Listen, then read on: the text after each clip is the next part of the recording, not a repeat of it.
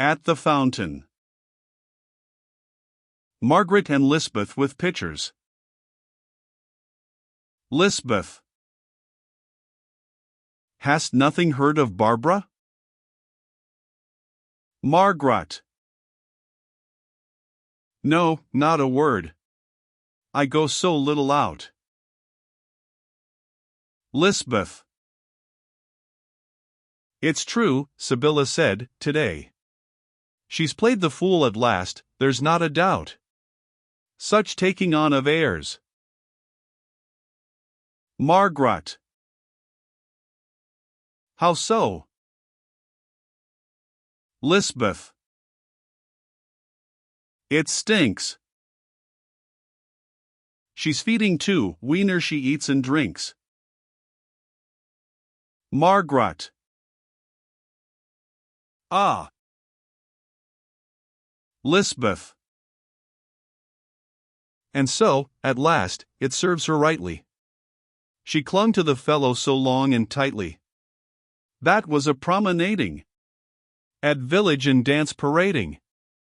As the first they must everywhere shine, and he treated her always to pies and wine, and she made it to do with her face so fine, so mean and shameless was her behavior, she took all the presents the fellow gave her.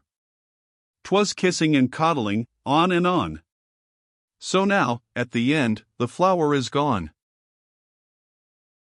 Margaret. The poor, poor thing. Lisbeth. Dost pity her, at that? When one of us at spinning sat, and mother, nights, ne'er let us out the door, she sported with her paramour. On the door bench, in the passage dark, the length of the time they'd never mark. So now her head no more she'll lift, but do church penance in her sinner's shift. Margaret. He'll surely take her for his wife. Lisbeth. He'd be a fool. A brisk young blade has room, elsewhere, to ply his trade. Besides, he's gone. Margaret. That is not fair. Lisbeth. If him she gets, why let her beware. The boys shall dash her wreath on the floor, and will scatter chaff before her door. Exit. Margaret, returning home. How scornfully I once reviled, when some poor maiden was beguiled. More speech than any tongue suffices I craved, to censure others' vices.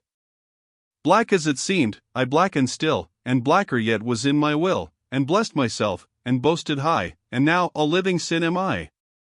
Yet all that drove my heart thereto, God, was so good, so dear, so true. Illustration. Illustration.